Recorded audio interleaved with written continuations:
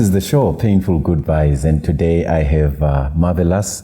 We're talking about the canine-human relationship, a bond that cannot be broken. Dogs are so marvelous, like Marvellous. Welcome, Marvellous, to the show. Thank you. Yes, people would love to know who we are talking to. Maybe just share briefly who you are and the friend that you are with today. Okay, my name is Marvellous Mhlanga, and I stay in Kingsdale, Zimbabwe, and I am a dog trainer by profession, and I've spent I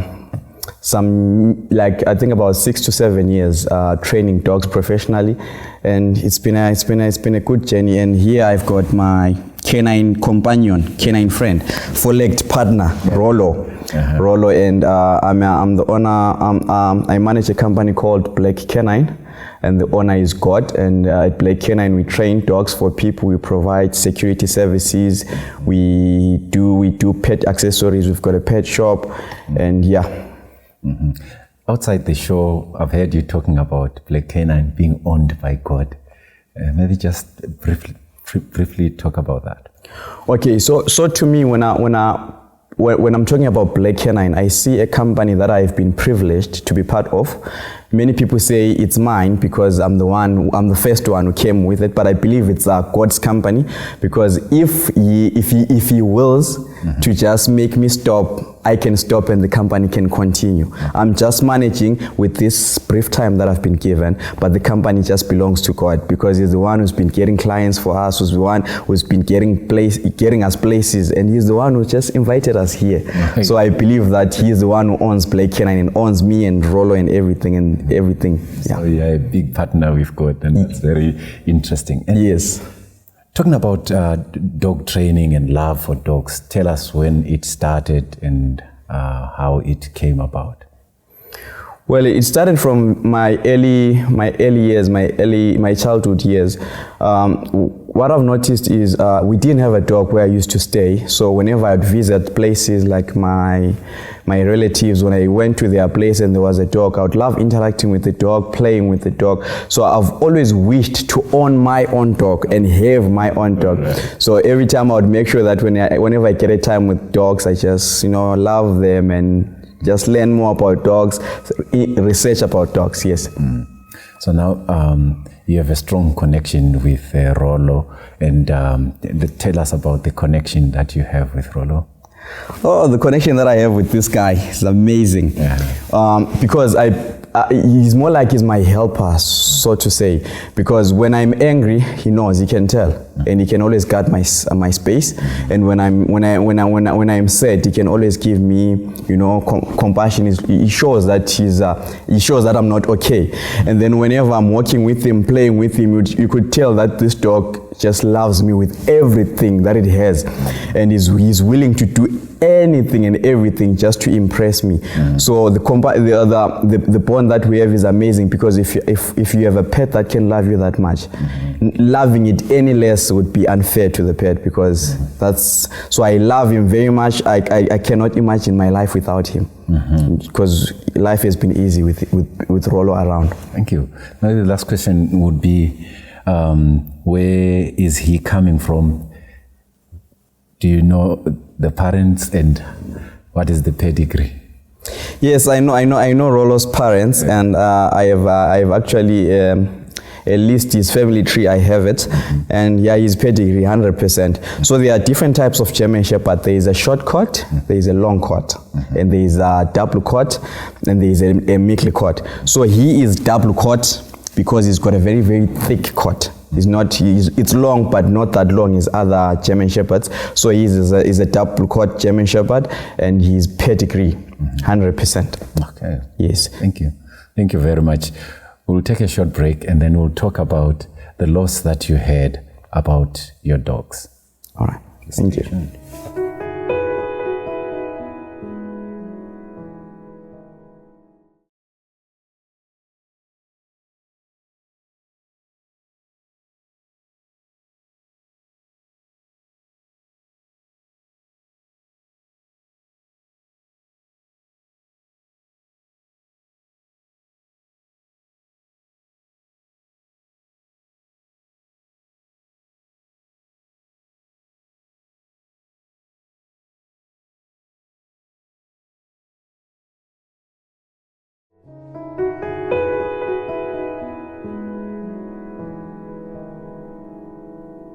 Welcome back to the show, Painful Goodbyes. I'm with Marvellous and his marvelous dog, Rollo.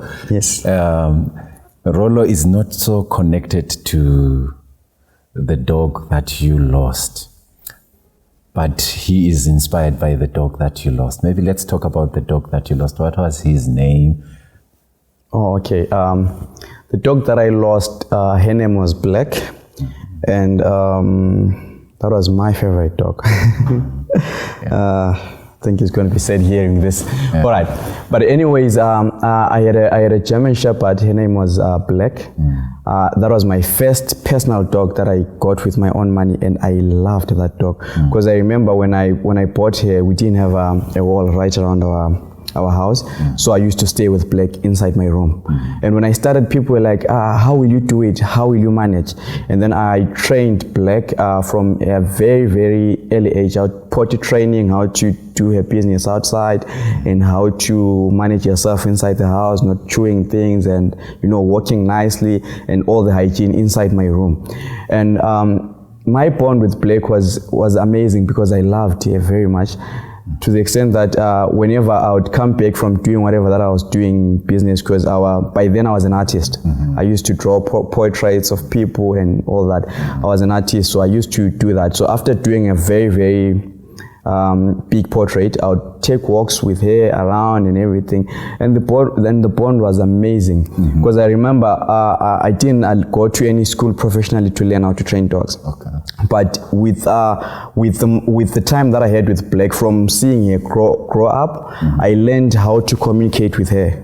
I learned how to train her, how to do certain things and things like that. And people would come and say, where did you learn to train dogs like this, after seeing her behavior and the way she conducted herself? Then I told them, no, I'm just self-taught. And then they were all amazed, and they would ask me, can you come and train for us? And I was like, no, I'm an artist, I don't do that. So I used to train Black. I gave her everything, I gave her all the love. And then when later on, I was expecting puppies. I bred Black, I was expecting puppies. And before you talk about the puppies, yes, as I've been listening to you referring to Black as her. Yes. An African, should I say an ordinary African? But an African would say, no, it's not her, it's it. Let's talk about that. And I think that is something that's really striking, that an African man would say her instead of it. All right, I see. And I've been having challenges also in my outside world, outside of this area. People were like, are you talking about a person or a dog? But anyway, the reason why I refer to Black as her is because, to me, the bond that we had, she was more than just a dog. She was more than just a dog. We had a relationship. I would see her as my child, sort of like my child, because she was under my care, and when she was sick, I was sick also. I was worried. And when she was happy, I was happy also. And then sometimes when I would struggle to feed her, when she eats something that is small, half of the normal meal, I would also not feel good, you see, because I know a lot of people would just throw the leftovers and all that. I would always make sure that I buy proper food for her. So sometimes my pocket, when I didn't have anything, I would buy small portions, and then I try to divide them. So I saw Black as a companion, a friend, rather than just a dog. I see the same with Rollo. Yes. All right. So you wanted to talk about the time when she had puppies. Yes. Answering that question, the loss that I had. Yes. So when she had puppies, I remember, like, keeping puppies is very expensive. Keeping puppies is very expensive. You have to vaccinate them. You have to make sure they are always clean, buy detergents and all that. So I spent all of the money that I had in art, just trying to keep the puppies, with the hope that later on, because I had a business mindset by then, later on I would sell puppies and, get money. And then when Black got puppies, I actually prayed for a dog named Ragnar, because when she got puppies, I actually prayed. When she was pregnant, I actually prayed and said, God, I want to keep 2 puppies from this litter. Okay. I want to keep 2 puppies, and when I keep 2 puppies, I want them to be males. I want to train them, and I want them to make a difference out there. I want them to go places. I want people, when they see those two puppies that are going to develop into dogs, when they see them, I want them to see how an animal can be intelligent. So when she was giving puppies, she gave birth to 8 females. Okay. And then 1 male. And then I remember it was around 3 at night, and I was like, no, it's fine, maybe it's done. And then my family was like, no, it's over, can you just clean and put it in the crate and things like that. But I prayed again and said, no, Lord, I asked for two males. 2 males, yeah. Yes. And then a few hours later, she gave birth to another male. Okay. So when she gave birth to another male, I was so excited and things like that. But I think she had complications for some reasons, and then that affected her. And then I also did a painful goodbyes to my puppies, because out of the 10 liter that for the liter of 10 that I had, I lost about 9 puppies, and I was left with 1. So I was left with 1 puppy. His name is Ragnar, and the other one was my dog Black. And then next time when she got pregnant again, she had other complications again, and she died. Yeah. And when she died, it actually, it broke my heart. My heart was shattered because it was painful. When you spend your life with a dog and you create that bond, when that dog dies, it's no longer just a dog that's dying. It's like you've lost a human being. You've lost a friend. You've lost a child. That same pain that you feel when you lose someone else is the same thing. Because you'll be imagining, okay, now when I'm coming back from work, I won't get all those tails wagging and things like that. It was very painful. It crushed me very, very much, to the extent that I was failing to do things, like thinking, how can I continue from this? I'm only left with 1 puppy. What will I do with 1 puppy? Yeah, so that's how I lost Black. So when you lost Black, what exactly did you lose? What is it that you lost in Black? I lost a part of me. A part of you. I lost a part of me, because when I lost Black, she was one dog that would understand me better than I actually understood myself. You see, there are some things that I would ask myself, why is this dog so clingy today? What's going on? And then I'd understand, no, but I'm not okay. And then the dog could tell that, no, there's something wrong with him. Sometimes I would pretend and act as if I'm fine, I'm strong. But the dog, you cannot pretend to a dog. You see, she could tell that, no, this person is not okay, and she will be all loving and, giving me attention, trying to more like comfort me. What you've just said about the bond that you have and the connection that you had makes me think about what people say when writing our vernacular, umuntu engathi uyinja. But now we are bringing something that's really interesting, because that's an insult when someone says you are a dog. But the bond that you have seems to be very strong, and you lost a part of you. What has that to say about the depth of your loss? Yeah, it's quite painful. Yeah, it's quite painful, because when I lost Black, I couldn't function properly. I've noticed, no matter how much AI starts developing and all that, you'll never see a country that is an army without a dog, because they understand something about dogs. When you lose a dog, I don't know what I can say. Maybe if I can try and put it this way. If a handler, that is a dog in an army, if they lose a dog, they also stop, they retire. That's the same thing. So when I lost Black, I lost a part of me. I spent a few months trying to adjust. Whenever I'd walk, people say, where's your dog? And I'm like, I no longer have a dog. And they'd ask me, and it would pain me again. Because it would have come to reality that, yeah, the dog is no longer here. I'm just alone. Yeah, but that ushered me into, because from that pain that I had from Black, it actually gave birth to a new Marvel, to a new me. Because when I had Black, I was a different person. But after the loss, that loss, it was very painful. It crushed me and everything. But it actually ushered a new person out of me. You want to talk about that? Yeah, sure. That's fine. Because what I noticed is, when I had Black, And that new puppy, I gave Black the attention because that was my dog. Okay. Black was my favorite dog. And I neglected my puppy. His name was Ragnar. And then after losing Black, I started focusing on Ragnar.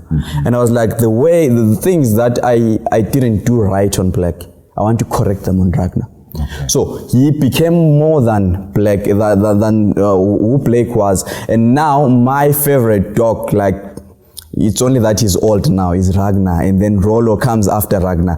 You see, because the bond that I had with Black, I took all that love and then I poured it all onto Ragnar. I trained Ragnar, and after his training, people used to come and say, we want to see this dog, we want to hire you. And then it actually gave birth to Marvel, the dog trainer, because I used to be Marvel, the artist. Okay. Yes. Okay. There you have it, friends. A very painful goodbye on losing a dog changed Marvellous into Marvellous, from an artist to a dog trainer. Please stay tuned as we wait for the third and final segment.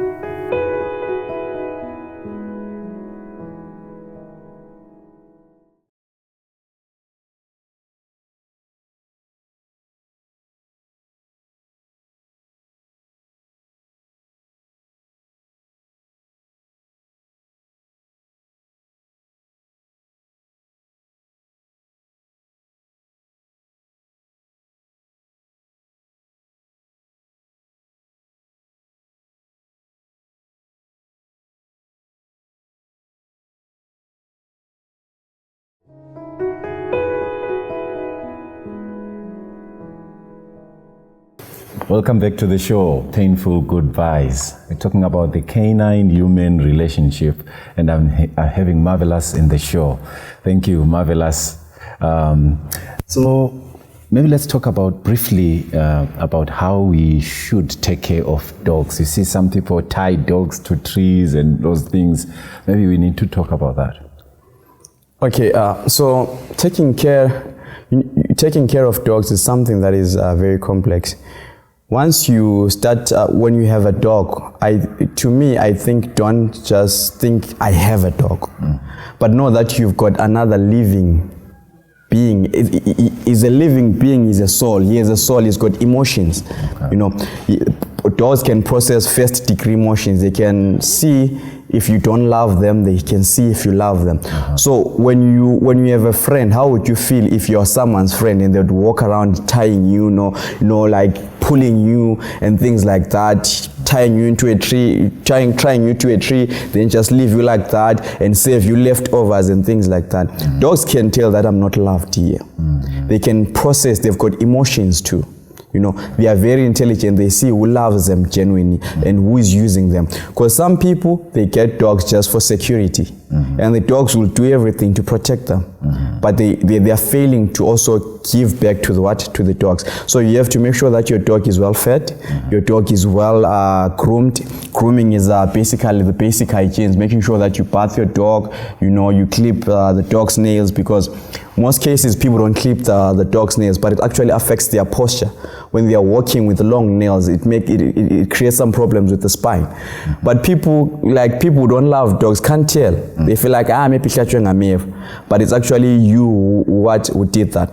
And at the same time, you also need to make sure that your dog gets treats and it's trained. Because to me, someone who keeps a dog without training it, I feel like you're not doing justice. I feel like that's not proper, because you can't have a dog and then when it does something, you beat it. Does this, you beat it. It does that, you beat it, and then you expect it to be happy. But if you train your dog that biting shoes is wrong, you no longer have to hide shoes, you no longer have to beat the dog. You now understand that, okay, that's a wrong thing. If you train a dog that, do you poo, maybe if it poops on the front of the lawn or the yard, this is wrong. Direct it, train it the right way, potty training. I believe that you should take care of your dog. Make sure it's fed, make sure it's clean, make sure it's trained. So earlier on you spoke about God and the connection that you have with your dogs and the spiritual lessons that come from that. Yes, yes. Okay, so what I've noticed is, as I was training my dogs, as I train dogs, even my clients' dogs, I've learned that once you teach a dog to do something and it understands that, you'll never have to teach it again. Because it understands that, okay, this is how I'm supposed to do. And then I always ask myself that, how many times do I, sin against God? And then I go down on my knees and then I pray. And when I pray, I go back and do the same thing. Then I go back again to Him and pray. But if we would behave like, I'm not saying people should be dogs, no, but if we behave like dogs and understand that if I am taught by the master to do this, like now, you see how he is. He's just sitting comfortably, understands that we are having a conversation, so he's not supposed to disturb. Sometimes when God is doing some things in your life, you want to interfere. Why me? Allow God to take His time because He knows what He's doing. Because when I lost Black, I was crushed and everything. I remember there were times where I'd question God. But God, if you knew that you were going to take her away, could have just took her long back. But you allowed me to have this bond and then just take her away like that. Why would you do that? And I would question God. But as I moved along, I realized that same heartbreak was necessary because it gave birth to this new self that I am now, to this new being that I am now. Because what I've noticed is a lot of lessons that I've learned from that loss and a lot of achievements that I've learned through that loss. Because if that loss didn't happen, I wouldn't have been here. Sitting with you. Thank you. Yes. So people will say, it's just a dog. You lost a dog. Yes. What would you say about people who minimize people's losses? And say, you have a whole program talking about losing a dog. The importance that is attached to that. What would you say to people who minimize losses? Well, before I say what I have to say, I would love to thank you for coming up with this show because people don't, like what you're saying, people like to just take it as if it's something light. Losing something is not always nice. Me, if I lose my phone, you find me worried. So it's the same thing with dogs. Because if you lose a dog, when you lose a dog, it's so painful. People keep dogs, people breed dogs, people who've got dogs. They will tell you that when the dog dies, they feel like someone died. So I believe that no one has a right to say, that was just a minor loss. Because every loss is something big and it's unique to that person. I can lose a watch and cry. Someone can lose it and not cry. So I cannot see someone crying for a watch and say, is it too Telwana? He's a fool. Why is he crying for a watch? So I have to also sympathize with that person because every loss is if it's big to you, we have to understand. So yeah. Okay. So you spoke about being angry at God, and that was a dog, and I found that very interesting. For lack of a better word, angry at God because you lost a dog. Just one thing about the relationship with God and you losing a dog. Yeah, I had my own Jonah moments. I had my own Jonah moments. Yeah. God gave me something, and then now He has taken it away, and I'm starting to complain. Why? Why did you give me if you knew we were going to take it away? Yeah. But actually, there's a lot of things that I learned because as I lost Black, I felt like that's it with dogs. I'm no longer doing dogs. Maybe I'm not allowed to be anything. But it gave birth to a dog trainer, a professional dog trainer. And now I have trained for a lot of people around Zimbabwe. And a lot of people, even like the white community, the Black community, they all trust me the same. Just because I learned something from that. So when I was complaining to God, I didn't know what I was doing. That was very silly of me. If only God would just give me a window and then show me this moment, here sitting here talking to you and having a dog, I would understand back then. So it taught me to understand that whatever that happens, the fact that you're not seeing it doesn't mean God is not seeing it. The fact that when you see something happening to you, just know that God has allowed that because of something that is yet to come in the future that you're going to, that you're going to need. Thank you very much. Someone may be going through a difficult time and they may have lost whatever they have lost. What would be your final words as we close the show? Okay, my final words will be, whatever that you lose, as long as you trust God. I think it's Romans 8:28. It says, all things work together for good to those that love the Lord. So if you know that you if you know that you serve God and you love God, whatever that happens to you, don't complain. Just allow God to do his thing. Just, follow through and just keep praying to him. God knows what he's doing and he is never wrong. Even if it doesn't come out the way you want it to come out, he is never wrong. Because imagine I was complaining about a dead dog and then I didn't know that one day I was going to be a trainer. I would complain. So he knows what he's doing. Just trust the process. Thank you very much, Marve, for sharing this story. For me, Skombozo Due, Marvellous, Mhlanga, and the crew behind the scenes, it's a wrap. Thank you. So you spoke about dog training and your dog can march.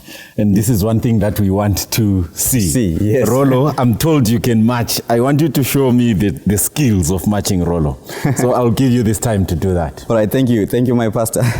Rolex, come. Out. Sini. Yes, come. Nose. Attention. Steer it east. Attention. One pace forward, march. One pace backward, march. One pace backward, march. One pace to your left, march. One pace to your left, march. Right, 10. Yes. One pace forward, march. About 10. Quick, forward, march, up, left, right, left, right, left, right, left, right, reversal march. Exercise, commence, check, left, right, verse. Left, right, left, right, left, right, left, right, left, right, left, right, left, right. Attention. Present your arms up. Cut. Stand at ease. Attention. Customize slow march.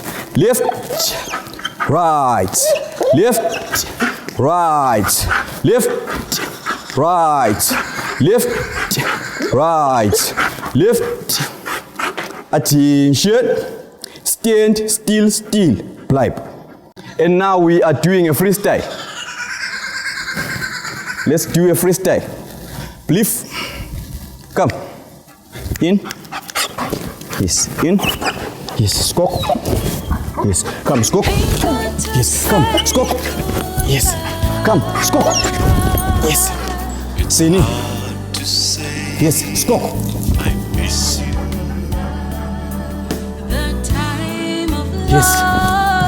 Yes, boy. Sini. Come. Present your arms up. Thank you for having us.